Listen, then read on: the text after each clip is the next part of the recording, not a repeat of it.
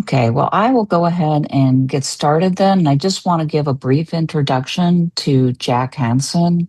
I actually got introduced to Dr. Hanson's work through searching for information on Charles Péguy, who was a strong influence on Peter Morin's thought, I think especially on his personalism. And I noticed in looking at Jack's dissertation that he had this interesting combination of Péguy, also Haraway, and Latour in the same dissertation, which was entitled Sacramental Reason, Speculative Thought in Catholic Modernity, which was accepted in 2024. So he has his PhD in 2024 from Yale University Religious Studies. He is also, and maybe in the grand scheme of things, more importantly, a writer, editor, and scholar of religion.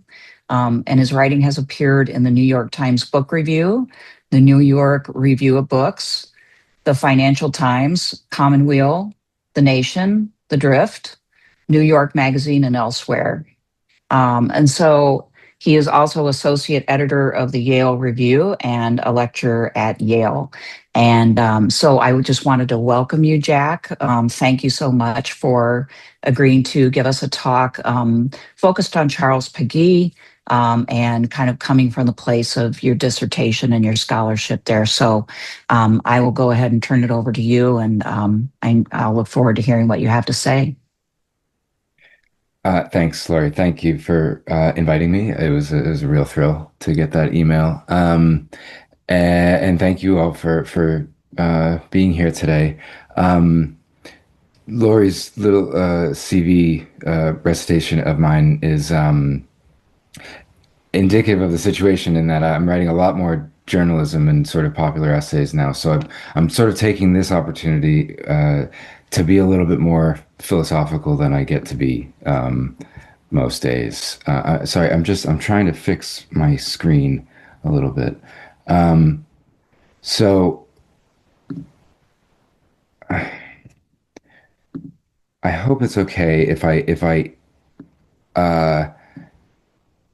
trust your good graces and err on the side of the conceptual and abstruse. I'm going to talk about Péguy in his political and historical context as well, and I'll wind up talking about how it relates to our historical and political context. But to get there, I actually do think to understand his relevance, you do have to sort of pass through what makes him such a difficult thinker. In the course of the dissertation, the dissertation was an attempt to understand how to think about Catholicism as a distinct, not only religious affiliation, but conceptual lens. What does it mean to think like a Catholic? In other words, is there such a thing? Is there such a way of thinking? I think there is, but it takes a long time to say what it is. And I think Péguy spent all of his mature writings trying to state and restate what it means to think like a Catholic, and by extension, what it means to act politically like a Catholic. And I'll be interested in hearing how this resonates with those of you who know Peter Morin's work better than I do. Personalism is, of course, a huge part of Peggy's story. He's sort of the progenitor of the term. But his version of it is sui generis in a way that I think maybe Meunier's or John Paul II's personalism have more commonalities among them. So what I'm going to say today is a sort of digest of the dissertation chapter, dramatically reduced in scope. I hope the connective tissue is all still there, but there is a lot to say about Peggy's thought and his life. So with that, I'll start by just saying I'm really, it's not a pleasant feeling, but after a decade of insisting to everyone I know, and many people I don't, that Catholicism is central to modern political life, and it's something that we have to understand in order to understand the modern world. This past week or two, it seems to be all anyone can talk about, with Pope Leo's increasingly vocal condemnation of the attack on Iran. But the bishops in America and Gaza increasingly explicit political commitments. I think it's precisely the moment to be rethinking the Catholic role in modern global politics. So with that, I'll just start. Charles Péguy is a canonical figure in the story of modern Catholicism in France. He's a main character in the French Catholic literary revival of the turn of the 20th century, and through his influence over the mid-century movement known as Nouvelle Théologie and related ressourcement tendencies, an important precursor to the radical upheavals culminating in the Second Vatican Council. The pervasiveness of this influence, however, belies the extraordinary difficulty of Peggy's work, which in turn raises questions as to how he has been read, to what ends, and whether there have been any consequent failures of understanding this strange and complex thinker. He was idiosyncratic, poetic, often polemical as a writer, as much a street-fighting socialist as he was a university-educated author. And he produced neither a philosophical system nor any academic studies. In the century following his death, he has largely fallen through the cracks of the two dominant European philosophical traditions of analytic on the one hand and continental on the other. In the case of the former, Peggy's elusive, dense, and lyrical literary style made acceptance impossible. And while this alone would usually be enough to identify him with the continental tradition, Péguy's distance from the phenomenological tradition has meant his philosophical marginalization for most of the 20th century. The surest peg to grasp when dealing with Peggy's philosophical contribution is in his relationship to Henri Bergson. A student of Bergson's at the École Normale Supérieure in the late 1890s, Péguy seems to have been drawn to the philosopher for political reasons as much as philosophical ones. An increasingly prominent Jewish philosopher who worked against both neo-Kantianism and positivism, Bergson was in the crosshairs of nearly every major philosophical, religious, and political faction of the day. Péguy, already gaining recognition as a polemicist, saw in Bergson himself a worthy cause for vociferous defense, while in his philosophy there was an opportunity for rigorous conceptual articulation of Peggy's own social, political, and increasingly religious project. From his earliest writings, Péguy evinces a disdain for what he understood to be the reductive historiography then typified by, above all, Ernest Renan. He contrasts this work with that of Jules Michelet, whom he calls a chronicler, a poetic narrator of the past, far truer to the spirit of historical life than the mere accuracy of the historian. Drawing primarily on Bergson's 1896 Matter and Memory, which argued for a mutually supportive relation between knowing and things known by identifying in memory a meeting point of the spiritual and the material, Péguy raises his historiographical critique to the level of a metaphysics. In the long essays Clio, Note on Bergson and the Bergsonian Philosophy, and conjoint note on Descartes and the Cartesian philosophy, which constitute the high points of Peggy's mature work, the first and the last being unpublished at the time of his death at 41. Péguy attempts a thoroughgoing exploration of the implications of Bergson's attenuated dualism for a renewed vision of Catholicity. For while the implications of Bergson's understanding of memory as incarnate are complex, for Péguy this meant nothing less than a new opportunity for understanding and, crucially, living out the link between humanity and God in the Christ event. Central to this attempt is the concept and literary execution of repetition. Peggy's writing is famously polarizing, yet it bears significant philosophical weight. In short, Péguy deploys constant repetition in his texts, adding variations by the minutest degree often centered on figures and events in the quasi-mythical Christian and European past, notably Joan of Arc, or else figures of his own invention meant to elaborate such a history. This is his famous feminine figure of Clio. But whereas mere repetitiveness, or habit, as Péguy often calls it, would indicate a priority of some original mark, Péguy's repetition is in fact inaugurated in the first event, which is a repetition of all future iterations.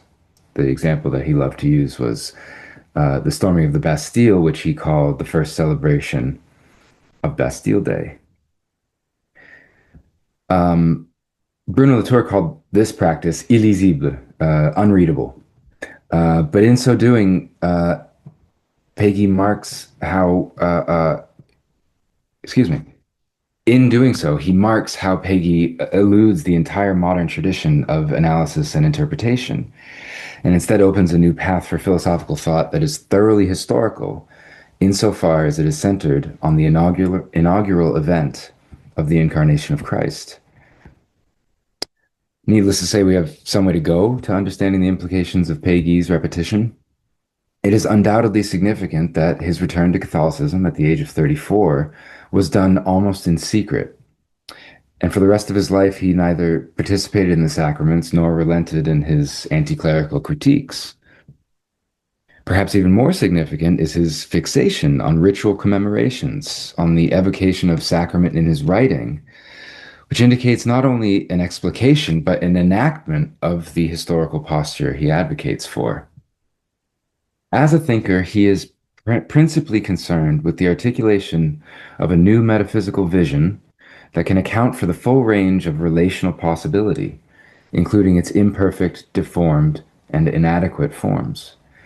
Most importantly, he is concerned with those forms of affiliation that slip through the cracks of the taxonomies available to him, which grounds his project in the specific contours of his historical moment, even as he seeks to find another way of articulating their paths.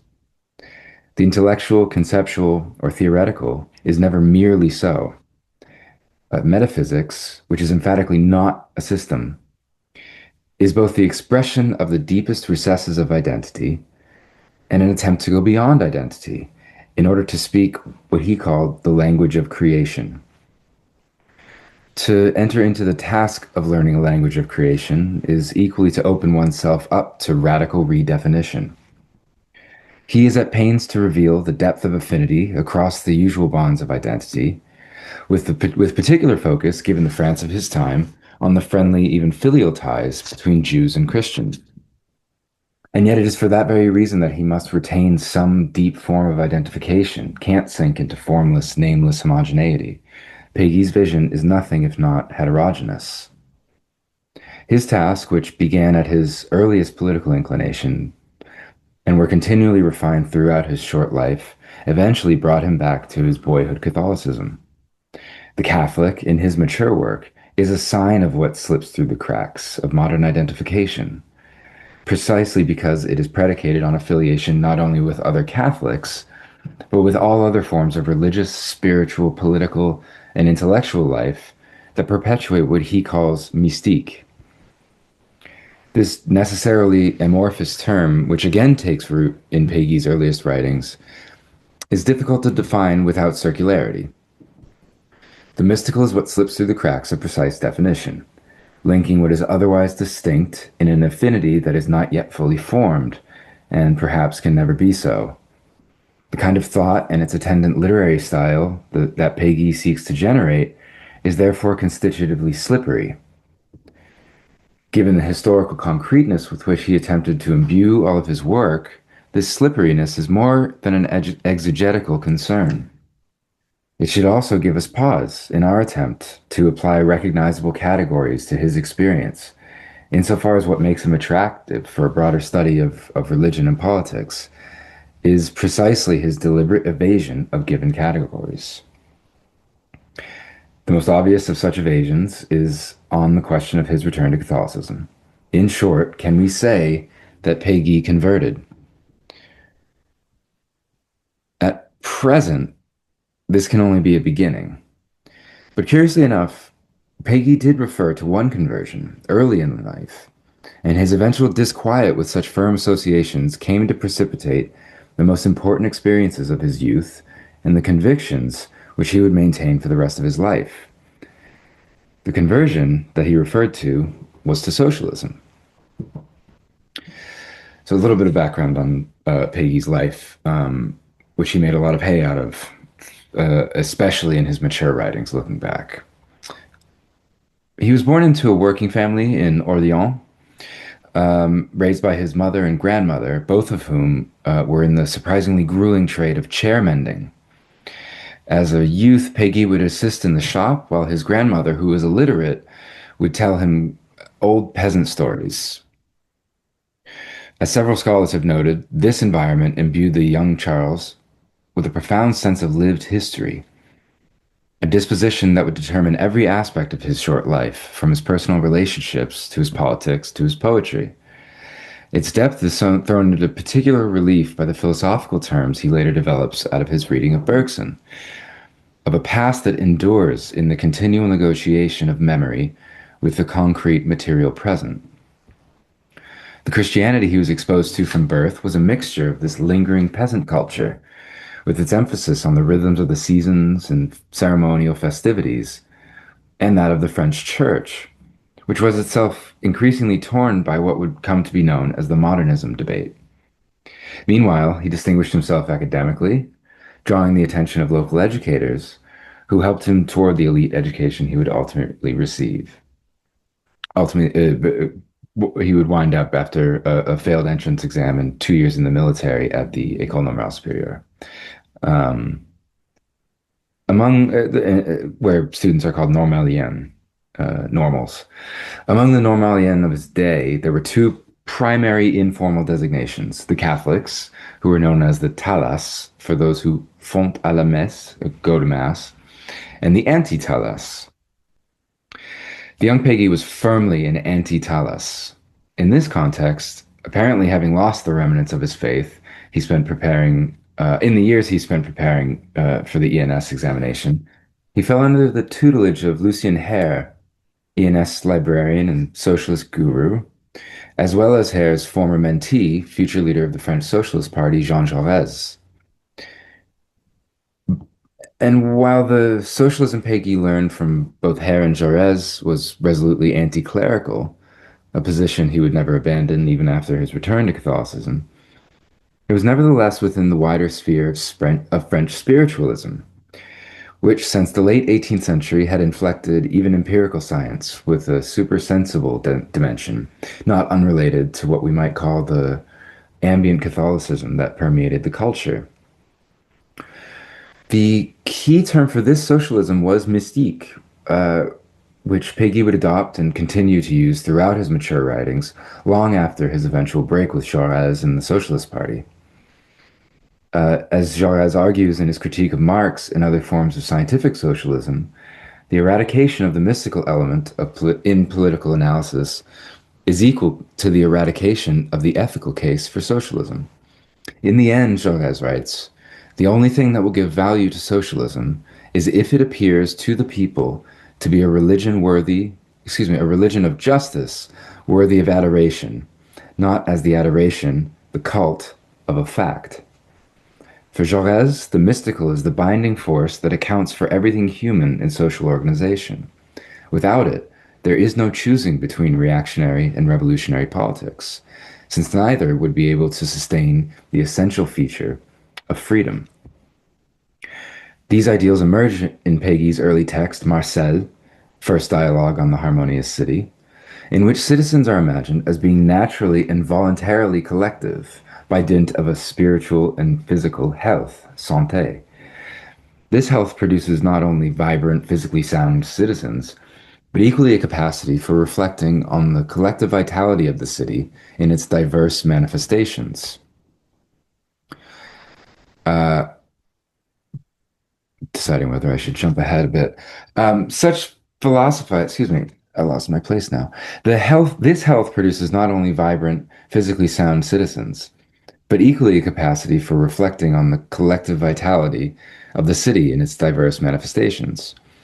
Such philosophizing is imagined as proof both of the essentially contemplative and mystical character of a healthy polity, as well as the freedom inherent in such a social order.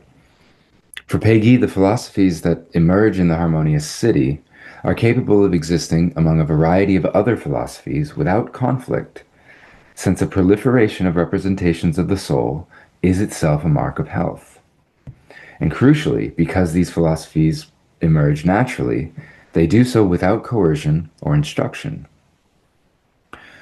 As Péguy matures, his style will develop and his thought will become more finely grained, but this emphasis on freedom and diversity in the human condition will remain intact up through his final works. It will also be, perhaps ironically, a source of enormous conflict, as demonstrated in his falling out with Jaurès here and the French Socialist Party.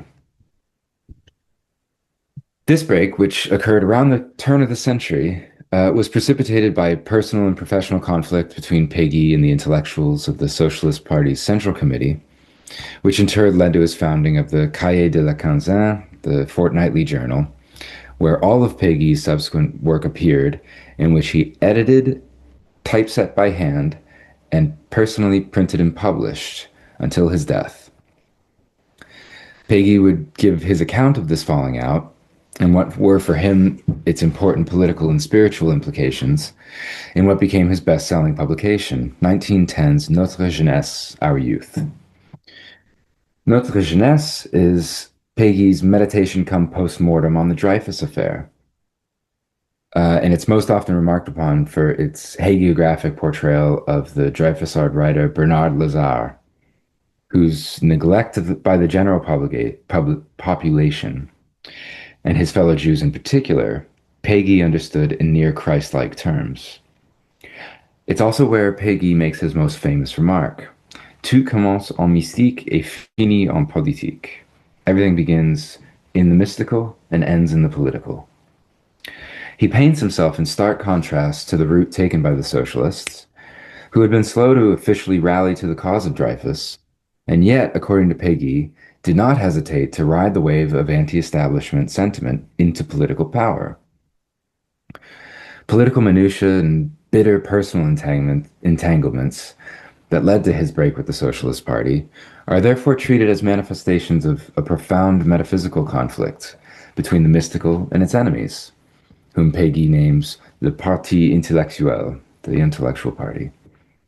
Through what reads like a swirling mixture of long-standing preoccupations stemming out of the Dreyfus affair, equal parts elegy, polemic, and score settling, he laments the decline of the mystique in favor of the reformism and party politics that continued in 1910 to rule the day.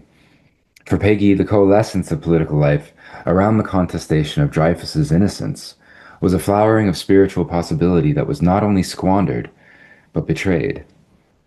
To his mind, the affair functioned as a division through the heart of France. But the division was not of a quasi-Hegelian sort that some make it out to be, in which two mutually exclusive visions of the good are brought into dialectical conflict, the result of which is a revolution in the social order upon which each side depends. It was instead the violent imposition of a manufactured taxonomy, which was able to both to produce rigid, impassable distinctions and to make impossible a mode of relation that not only may traverse difference, but is predicated on it. In this way, Péguy grants enormous credit to the powers, clerical, governmental, intellectual, that were responsible for the false accusation, conviction, and imprisonment of Dreyfus. Though ultimately unsuccessful in determining the proximate outcome of the Dreyfus trial, they were enormously successful in the broader determination of the event's significance, to the extent that even the Dreyfusards were finally complicit in the ongoing reshaping of French life. Thus, the betrayal Péguy accuses Jaurès of is a double condemnation, both of the act in itself and of the replication of the project both Péguy and ostensibly Jaurès himself were engaged in combating. Mystique, in other words, was surrendered to politique by those who were meant to defend it.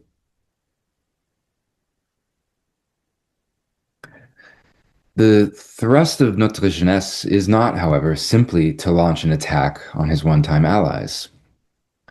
More important to Péguy is what both the aggression of the anti-Semites and the complicity of the socialists revealed, and in a constitutive way, paved the way for.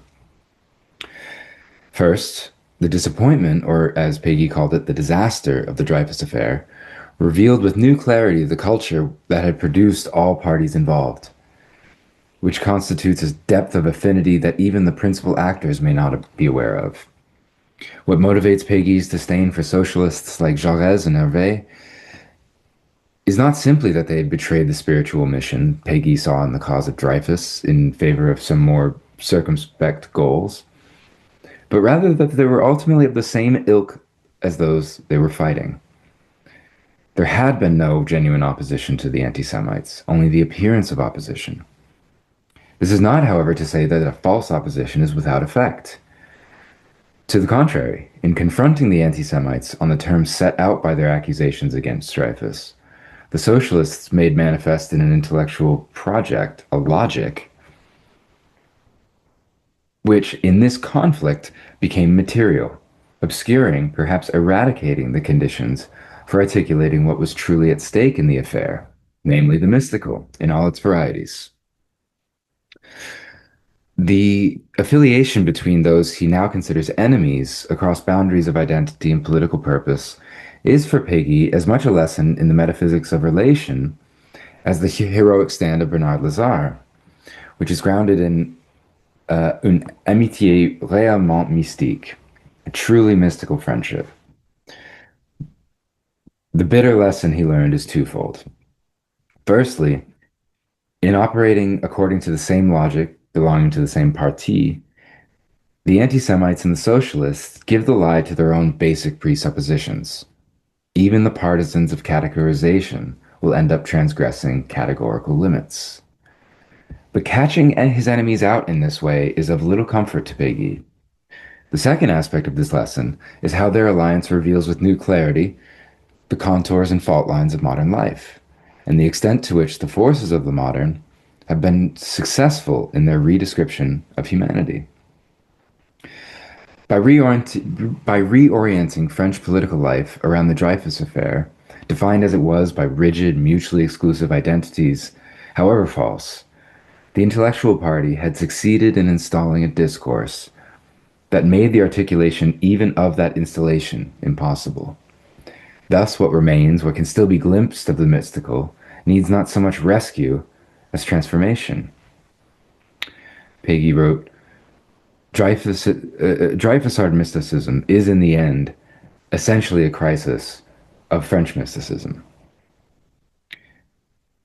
The disaster of the Dreyfus affair thus inaugurates in earnest a philosophical project that had been brewing in Péguy's work from his youth and would occupy his mind almost exclusively until his final days.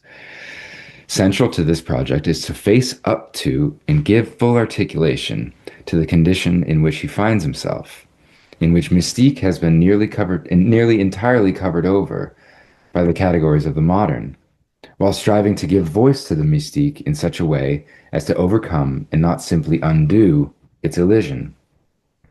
To do this, he finds he must move beyond the simple negativity of the socialist critique of modernity and find instead a way of speaking from out of the modern situation.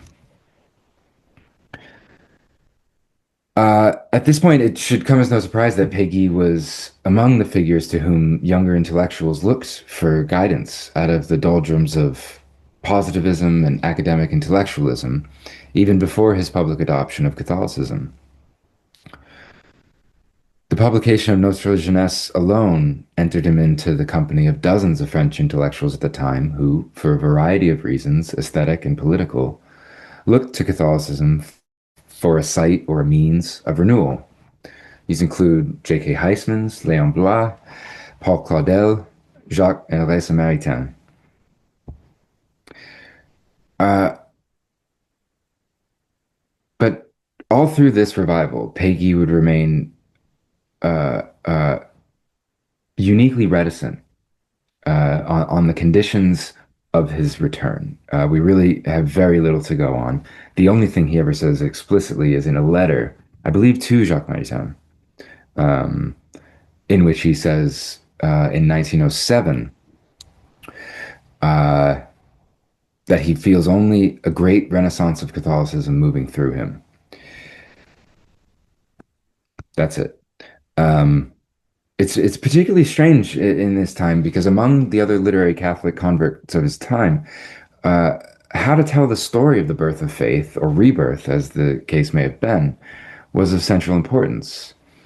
The historian Frédéric Gougelot, in his monumental Conversions of the Intellectuals, argues that for these new Catholics, the conversion story became almost a genre in itself, taken up by converts and seized upon by an embattled church as a resource for spreading the faith. Yet it was equally a source of vexation. Maritain, for example's solution was to compose his conversion story as a work of art, in which life prior to the to conversion is suffused with the knowledge that one has now, in such a way as to render one's pre-Christian experience a long prelude to the decisive moment.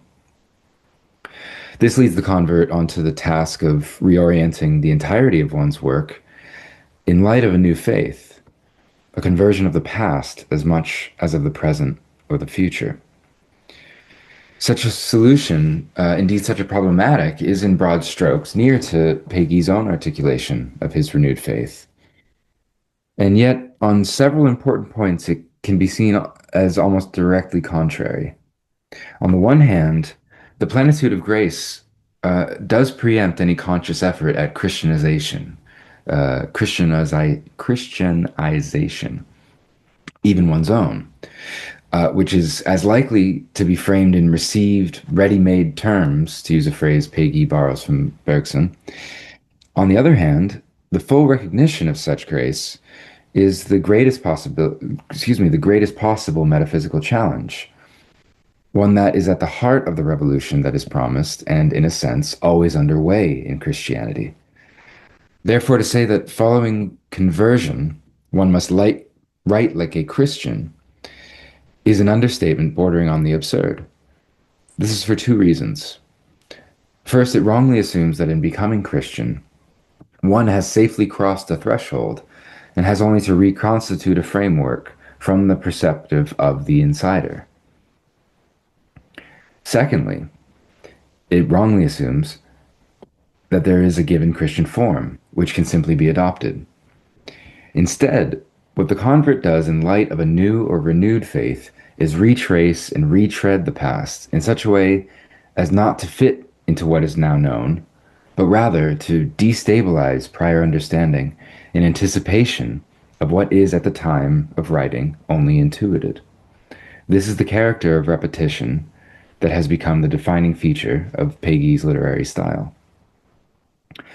In his commitment to the religious significance of repetition, Péguy has in common with Kierkegaard,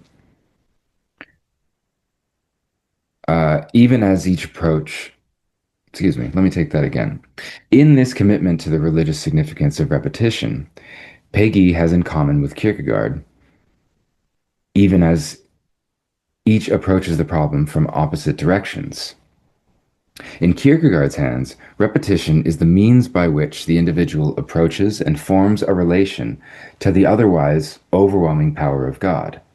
By preempting all forms of mediation, in focusing on an individual spiritual life on the choice of whether to seek redemption, a choice that is made again and again, repetition becomes the supreme marker of subjectivity, a structure of individual existence determined by the precipice upon which one stands, and from which one either chooses to reach for salvation or else slips into damnation. These are the conditions of the famous leap of faith. This perspective, rooted as it is in Lutheran soteriology and pietist asceticism, is formed in a religious thought world that is not only distinct from Péguy's, but in many ways contrary to it. This is most evident in the texts that occupied Péguy up to the months before his death in 1914, in one of the first battles of the First World War, the Battle of the Marne.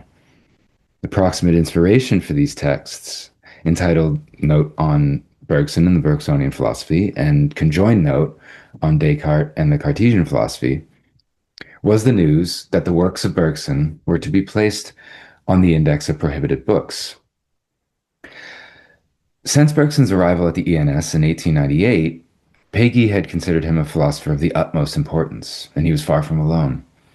In the broader French intellectual world, Bergson's critique of philosophical positivism found an increasingly amenable audience, especially among these young new Catholics, to whom his thought represented an opportunity to reinvest traditional Christian doctrine with a fresh perspective that would make room both for the advances of modern science and for an intellectualism not bound to the rigid dichotomies characterizing the then dominant manualist Neo-Thomism. What was most intriguing was Bergson's novel approach to intuition, which, as the scholar John Malarkey puts it, reformulated this faculty along lines that accommodated aspects of both its rationalist and romantic forebears, as the process of spiritual reintegration with the real or absolute. For a tradition as loaded with spiritual exercises as French Catholicism, it is little surprise that Bergson seemed to many to offer a reinvigoration of the most central aspects of religious life. By the second decade of the century, however, the reception of Bergson among Catholics had shifted. The establishment of the Church, always wary of the perceived affinity between Bergson and modernism, began to vigorously investigate his influence among the youth after an explosion of popularity in his work following the 1907 publication of Creative Evolution. Meanwhile, some of those who had once been disciples of Bergson's turned against their former teacher. Perhaps the most consequential of these apostates was Jacques Maritain, whose first major text was 1913's La Philosophie Bergsonienne, a strident attack on Bergson, in which he characterized the thought he had once found so invigorating as an inadequate system that invoked the absolute as a smokescreen for its anti-intellectualism. Such a denunciation, combined with the less surprising attacks of the anti-Semitic Charles Maurras and l'Action Française, the precursor to the Vichy contingent, provided solid ground for ecclesial authorities to begin official proceedings of Bergson's condemnation. For Péguy, the resonances with the Dreyfus affair were too strong to ignore. In addition to yet another instance of a Jew, specifically a modern Jew, being castigated by an ostensibly traditionalist vanguard, for Péguy, Bergson's thought was a philosophical revolution not seen since Descartes. Not because of a given proposition or a series of arguments, but rather in the novel perspective it opens up, which constitutes a foundational change in the function of philosophical categories, from the establishment and maintenance of boundaries between distinct phenomena to the illumination of relations between phenomena that are distinct only from certain vantages. This capacity to disrupt and leave intact is crucial to what Péguy seeks to defend in Bergson. Because the metaphysical revolution is so profound, runs so deep, ordinary understanding may at first appear ineffective, may even in certain respects persist beyond the Bergsonian intervention. Thus, Péguy continues his defense against the charge of anti-intellectualism by, in a sense, admitting to it, redoubling his critique of the intellectual party, as he called the socialists, but moving out into the broader sphere of contemporary culture and religious life.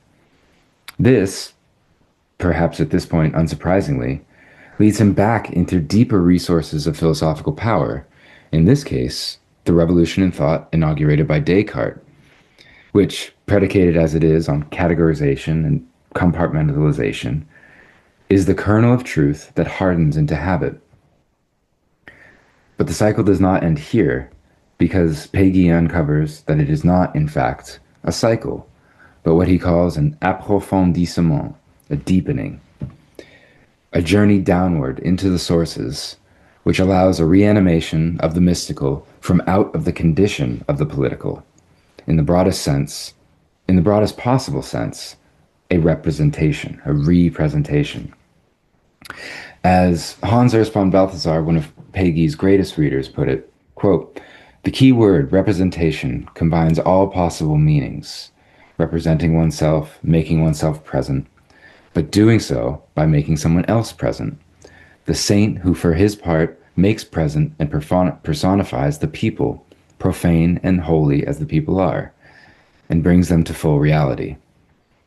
At this focal point where the word's meanings intersect, we have, as in a flash of lightning, a complete view of Peguy's universe. Representation means standing forth on behalf of someone or something, on behalf of others, of all men, so it means solidarity, love as service," unquote. Which brings us, in conclusion, to what this all means to us today, particularly those of us who are interested in a new relationship between Catholicism and the broader left. At the election of our current pope, a great deal of ink was spilt, some of it my own, about his choice of papal name, particularly as we seem to be entering into a new period of rapacious extraction and anti-labor class warfare. Some critics of the hopeful socialists pointed out Rerum Novarum's condemnation of socialism. But as I wrote at the time, even if there is a way of evading that condemnation, this is the wrong way to approach such texts. If the encyclical is to guide a reappraisal of the Church's role in society, it should be considered not for its direct prescriptions, but as a source of inspiration for critical engagement with received wisdom about what is supposedly simply given in human relations, and what can be argued about and changed, even if the encyclical itself comes to different conclusions. It is an opportunity for the Church. It is an opportunity for the Church to renew its role in words that reach back to the foundation of the faith as a sign of contradiction. This is what Peguy's thought urges us to do. It calls above all for rereading, for a new political literacy that accepts the terms and limitations of past formations, but only as past, as the politique descendant of the mystique. And out of that rereading can then come a rewriting of the present from within, from before the possible and the actual have diverged. And with that, I'd be very happy to open it up to discussion.